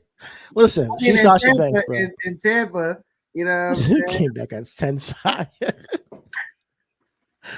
Nigga was still calling him Albert. Come on now. I'm saying though, we changed the crowd. We changed the name when he changed. You feel me? No, they changed it. WWE changed it. WWE didn't change Sasha Banks. Sasha Banks has made him way too much money for them to be flipping that shit right now. But yeah. So I don't see the woman main eventing, but Mercedes coming back. Listen, man, I love Sasha Banks. I'm down for her coming back. If she does, I mean, Sasha Banks and Jade Cargill, I think that's a cool match. If not, then put Bianca Belair and Jade. I want to see the WrestleMania. So no woman gets no women get the there's no women that can fucking heat up in the next 3 months that can. There is no women's storyline that will be bigger than Cody Roman 2 and CM Punk Seth Rollins. There's no tag team storyline that I see heating up to be that. There's no Intercontinental Championship match or women's tag team. I don't see nothing being bigger than that. Bayley needing backup. Oh, okay. That's a good one. Bayley versus Damage Control brings her best friend back and joins them to take out Damage Control at whether it's a WrestleMania match or something. like I'm for that. I'm for that 100%. But I still ain't no main event. But I'm down for that for sure.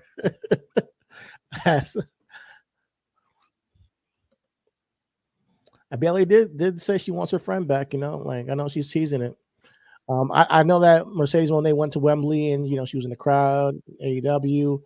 Hope she's healthy. Hope she's healing up from her injury. But come on, CM Punk just came back. There's only a matter of time between we hear the cash register and Sasha Banks comes back. That's all. So where you want to move to next? All right. Rollins and let's get to this promo shit. All right. Let me see because I actually took. Actually, the notes for that I saw in my head, but for Raw I had some other notes here. We can end on the Seth Rollins thing because I think that's the main event. But let me start from the end of Seth Rollins. We had Cody Rhodes versus Shinsuke, and then no contest. And he sprayed the mist in his face. Shinsuke jumped him and everything after that, and I genuinely think that the Creed brothers came in for the save, but I'm genuinely interested in this angle. I think that Cody Rhodes, after this whole thing, deserves to complete the story and face Roman.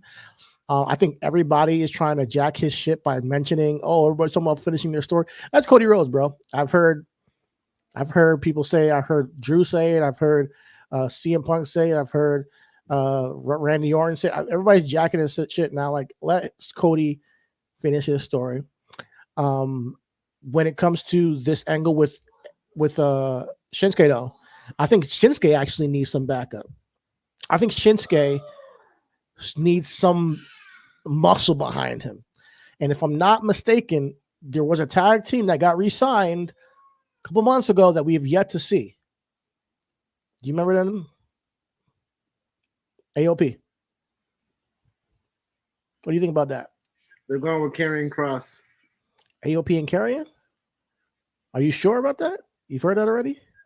I've seen it floated around when Karrion cut his promo on SmackDown that he might be like manager-esque type deal. You know what I'm saying? Oh. Okay. I thought Shinsuke and AOP might be a thing though. Well, all right. Shinsuke and AOP might be crazy, but I don't know how Cody about to overcome that shit though. Creed brothers, man. Creed brothers and AOP could slap. I like that. Let the Creed brothers get the tag titles off of Damian Priest and Finn and defend them shits against AOP. And then that can get them staged and ready for WrestleMania when it's the Street Profits and Creed brothers. By then, that's what my book in black is. Shit. But that's all I want to say about Cody Rhodes. Is like I had that listed there. I want to talk about Ivar and Bronson Reed real quick. 305 Live is in effect. I'm fucking with this shit, dog. I love it. They're killing it, bro. These big dudes are killing it, bro. Every match they've had, I think, has been a low key banger that no one's really talking about. So I want to just show them some love. Any thoughts on that? I know you chewing, you eating. You me right now, dog. Had to eat the Zaxby when it was fresh. Damn, son. Gotta bring up the Zaxby's, bro. I see it. That's why I didn't even want to flash her in front of you. You know what I'm saying? I had to eat like Keith Lee.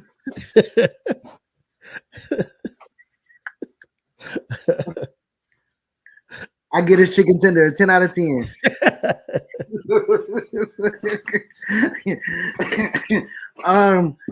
First and foremost, Raw is not giving me. It's not giving. You know what I'm saying? Like, it's not giving, bro. And Monday Night Football was a dud. I think basketball was a dud. Guess what I did Monday night? I was a family man. That's how bad wrestling was to me. Wow. Till the last hour. No, I enjoyed the Ivar Bronson match. I know there was a lot of stuff because we were in Cleveland, you know, with the whole Johnny Gargano and all that stuff. Yeah, and they had some some sleepers on there. I'm not gonna lie, like some matches that you didn't need to pay attention to, but I enjoyed storyline wise, Becky, Nia. And that's what I was about to get to. Becky Nia, another angle that has genuine promo, man. Ah, God. Thank you, man. Time out. All right, listen. Time out. All right. First of all, let's get to it. Fuck it. Since Everything Pro Wrestling brought it up to attention, this is what the IWC is saying. Put it up. Yeah! Oh. It's in the group chat. It's like he's in the group chat. Listen to me. I said last week, listen, CM Punk got to come harder than saying that, he's not the man in his own household, because Roman already said that. I want more than that, But let me tell you right now. Seth Rollins gave one of the best promos of his career on Monday night. And I know people are comparing it to Hangman and everything like that because of the same sentiments being reached, but there is so much more substance in what Seth Rollins gave us on Monday. And I don't even want to compare it because they were both very great. I like the Hangman thing, but the difference is that Hangman's promo came from backstage turmoil that we had no clue what he was talking about until he said it, and we had to go. It was behind the scenes shit. It wasn't like it had nothing to do with the actual storyline on screen. It was behind the scenes shit. It was about workers' rights and Seth, is it? Time out.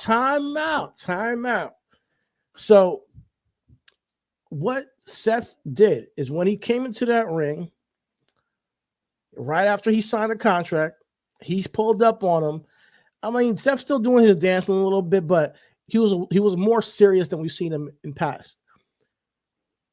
The first thing he said to him was, "I hope you appreciate what it means to be in this ring." That's a deeper promo than I've seen him cut, because he's telling him, as like man to man, that this place, I hope you appreciate where you actually are, because of all the things that CM Punk has said outside and about WWE for the past 10 years. What he said since he's come back has shown a complete juxtaposition between the two men. Then he says, "But do me this one favor. Don't call this place your home." And he goes on to his promo to tell him, like, "You've been brashing this place for the past 10 years, and you want to come to this place and think, no, this is my home." And I think that this is something that I like about Seth Rollins. Let's be real right now. And what I'm saying is that this is Seth Rollins, one of the best promos of his career. Let's be real. Seth Rollins is a great wrestler. Seth Rollins was never a better promo than Dean. And I think timeout. Name one Seth promo that just sticks out off the bat. Seth is not, and what Roman has become now, Roman is better on the mic than Seth, in my opinion. What he's done, he has more memorable mic moments. But this promo right here, Rollins came back from his knee injury after the Money in the Bank. When he came back when he came back from his knee injury and he cut that promo on Raw, the very first promo. That's his best promo. when he cut the promo against Roman for the Royal Rumble when he had his match last year. That wasn't good. That wasn't better than this.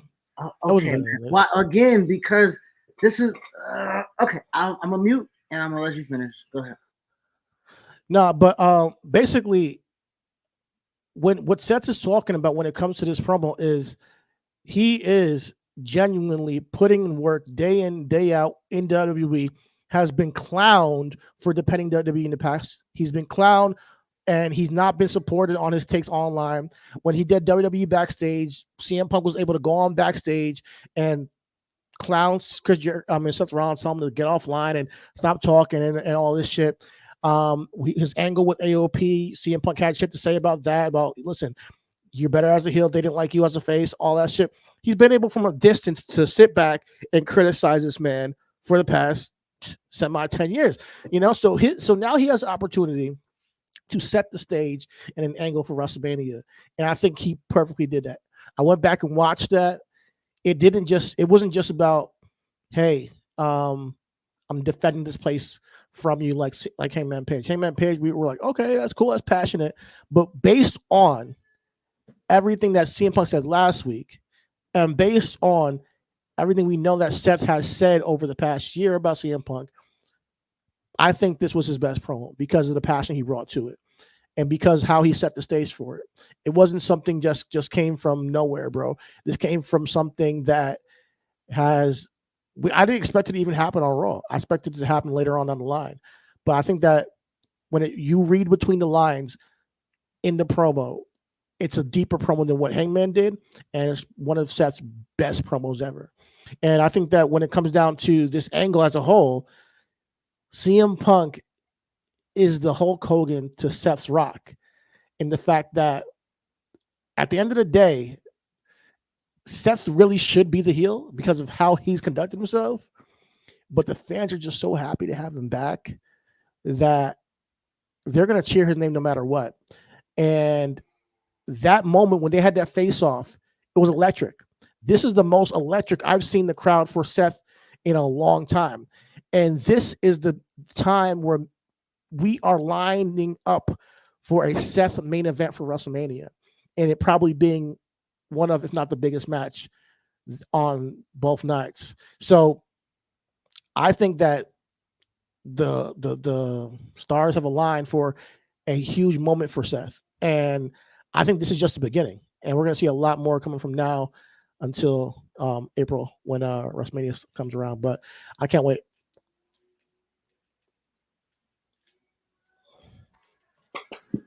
You done?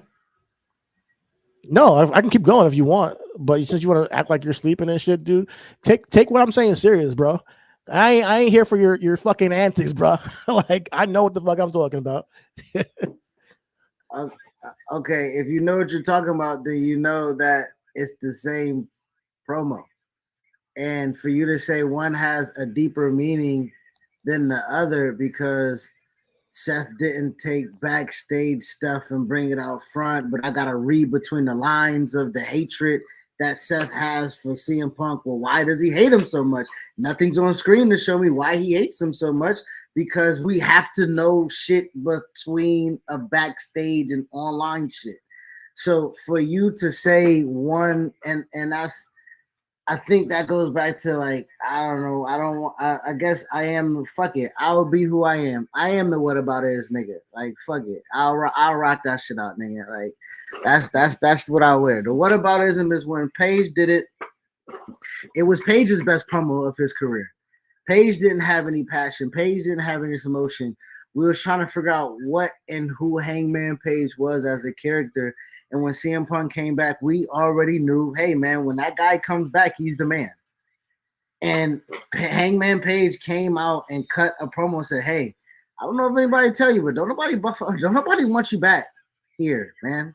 Like, it was good that you came and did the dance and it's the same it's the same sentiments as you were saying. Punk came backstage and everything like that. When Punk came back home, when Punk came back into a wrestling ring in AEW, it was electric. It was damn near a jolt of fucking adrenaline into the company. And within a couple of promos between Hangman and CM Punk, we realized how detrimental that nigga was to the life of that company. I think Seth Rollins is also, like you say, in the juxtaposition of CM Punk. No, nigga, he just got fired like 6 months ago. The juxtaposition of who this nigga is to what he presents himself, Seth is calling him out and be like, yo, man, we know you to be a hypocrite. The niggas that you just work with, we told them you was gonna be a hypocrite before you was a hypocrite to them, and now you back here to do it again? Nah, I felt that. I felt. On top of that, and then enough from me, let you finish. Go ahead. No, on top of that, go ahead. On top of that, because you might lead me into where I'm going. On top of that, you know, when he says to him, "I'm glad that you're here on Raw because one of two things are going to happen. Is I know this is your last chance," which is true. You know, like this is your last opportunity to end your legacy in a glowing fashion, bro. Either I'm gonna be the one to shut this door behind on you, which he means that shit, or maybe, you know, one day you get the chance to challenge me for this championship. You know, and I think it just perfectly sets the stage for the Royal Rumble. I think that's why I like it the most. It wasn't just I'm gonna go out there and make a shot on CM Punk. Take a personal shot. This is why I want, and no, to your point, before you finish it, to your point, this goes back to the professionalism, not of the fucking person who owns the company, it's the players on the field, right? Now, I was trying to have this argument with Rich about Sean McDermott and his defense and everything like that, and I'm like, yo, it ain't always about coaching, my nigga. Sometimes your players got to get up to get ready to play. Right now, it's 24-3 against the number one fucking offense, against the MVP leader. Sometimes your players just fucking come out there and ball, nigga. And you are the greatest coach, greatest owner, greatest GM in the fucking world because you drafted the nigga, you coached the game, you schemed it, whatever the case may be. I think right now, CM Punk fell into a situation with Seth Rollins and the professionalism of it because CM Punk already knows who he is. I'm a nigga who gonna ruffle feathers regardless. Can a nigga work with me on this? And at the end of the day, Seth and fucking CM Punk want the same thing, nigga. It's a WrestleMania main event. They both want that. They both never had that. So they both can fucking, again, Sean and Brett themselves into a situation where I'ma spit in your face, you stupid, ugly motherfucker. And like, I hate your country, nigga. I'm gonna wipe your flag on my ass, even if that's defamation in the country and I can get jail. Like, it's that type of hate that they got for each other. Nah, he definitely got some heat, you know, on him. And I think we've all felt that. And just they were in fucking Cleveland and the pop was crazy, bro. They're battling the song with CM Punk chants. And this energy, I think, feeds into Seth's promo. Feeds into what he went out there and said and how he performed it. Now, the knee injury, how he came back, there was passion behind that. It was a good promo. I looked at it more of like he worked the crowd like a motherfucker, dude. Like, yeah. You know, like again, you know. But this right here, and I'm not saying it's the best. I said it's one of the best. There are not that many Seth promos that you can be like, oh yeah, he has tons more than. No, for you to say Seth is not a better promo than Dean Ambrose. He's not. I'm going to tell you that 100%. He's not. He's not better than Roman is even right now. But I do think that he is the most talented guy out of that group as a whole package. I think he's one of the most talented men in wrestling. Period. You know. But Dean Ambrose he's still today is the best promo out of those three men. And I don't think Give me 1 second.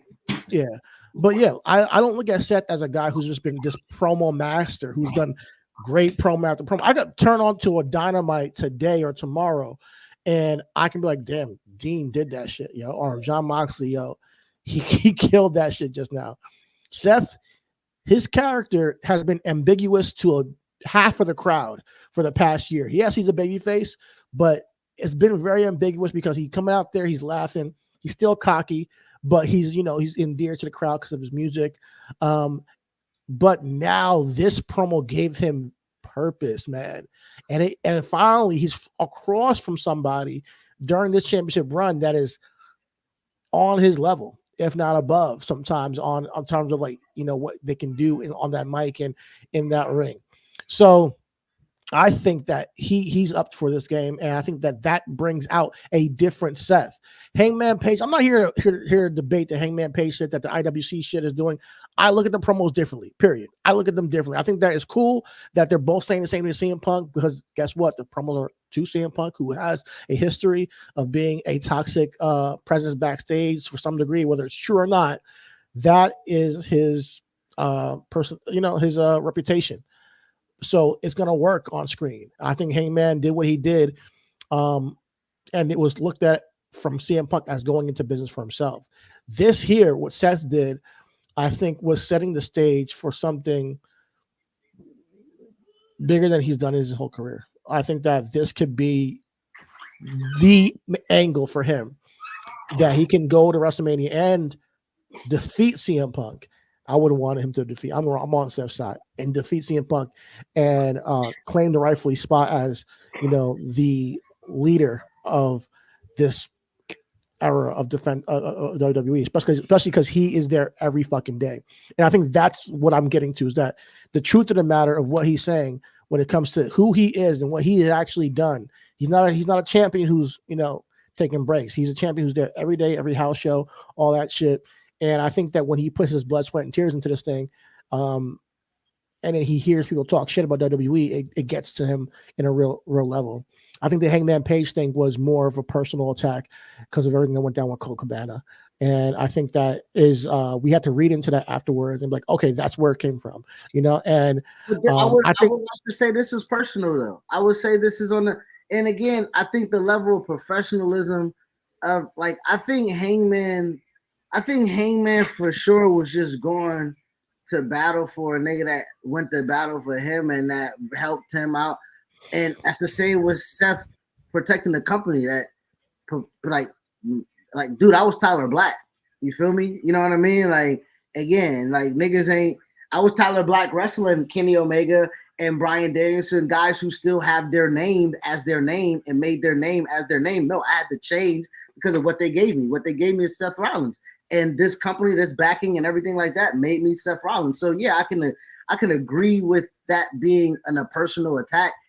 And we still also have to read into the fact of why he hates a man, right? Seth, the dude, again, Pop in Chicago, with the crowd is popping and fucking when the first Raw, popping and SmackDown, popping fucking Raw. This audience of WWE, quote unquote, who we think is not online internet wrestling community, they don't know why this nigga hate this man.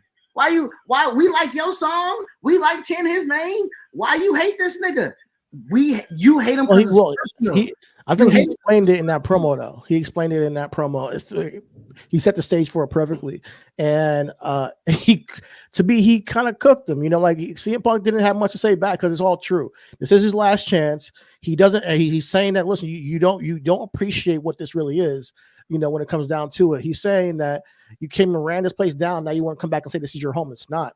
That means something to Seth, and I think, to me at least, I can see where Seth is coming from as far as the defending of the locker room and what he's been actually living the whole year. And it's not to compare with Hangman. This is not to compare to Hangman's promo, because I think that they have similarities, but I don't look at them as the same. I don't. I look at them as both great promos.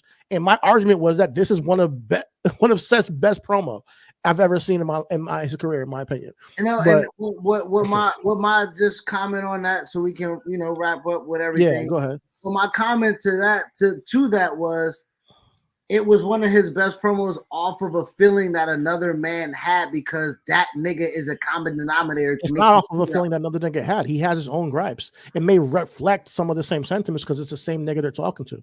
What it is again, it's the home reference as the preference and the premise as the subject to what they're speaking of. As Adam Page is defending his home from somebody, CM Punk is not welcoming home to somebody. That is the subject of which I am attaching my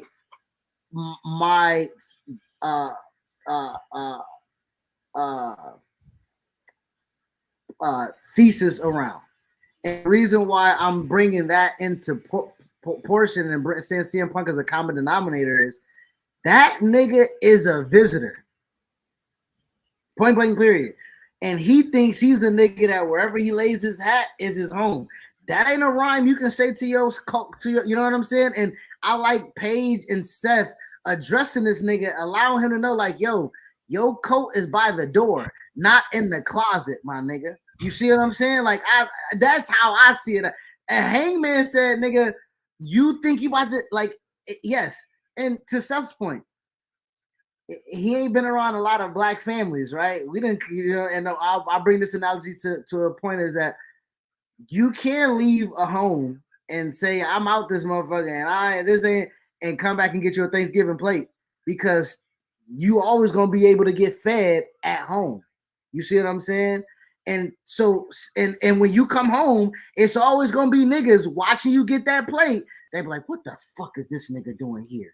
You know what I'm saying? And your ass gonna be like, grandma said I can come. You know what I'm saying?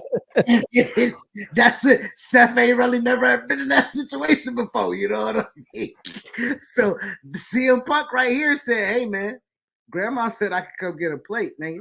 You got a problem with grandma. And this is where the uncles tell you, like, hey, don't go bother your grandma. Take that shit in the back and fight it out. So we gonna see them niggas in Philly. Take that shit to the back. Nah, I fucking love it, man. Honestly, I love it. When I say that, you know, CM Punk is the Hogan to Seth Rock, I truly believe it. That's gonna elevate both of these men and their legacies. This is what's gonna happen, is that we're gonna see that moment live in Philadelphia, and it's going to take both of these levels, the legacies of these two men to another level in my mind, in my eyes. And that's what I mean by that. That moment where that stare down was electric, bro. We haven't seen that with Seth in a very long time, bro. Or ever. Yeah. I'm excited for it. I can't wait to see how this plays out. Man, shit. Anything else, brother? Nah, man. I think we covered it all. I think we're still waiting to see who attacked Trick. I know we're seeing what's going on with Melo down there. I mentioned NXT's congruency and synchronicity with their storytelling, and you said Cora Jade. I meant Nikita Lyons when I said that from last week. They keep in line everything that when she returned and how she left with B Priestley attacking her and how they're doing things with the storyline down there. I really fuck with it. So when it comes to like Bookers of the Year, I think for me it's Triple H, but then after that it goes to HBK, Shawn Michaels down there in NXT, but he's distant second, but because Triple H kind of bodied this year, I'm not gonna lie, he this whole year he's been cooking, but yeah, he deserves an honorable mention down there in NXT. Sad to say, I'm about to get off this stream, brother. Cowboys got scored on again. It's 31-3. Damn. All right, fuck this. I'm out of here, guys. All is love.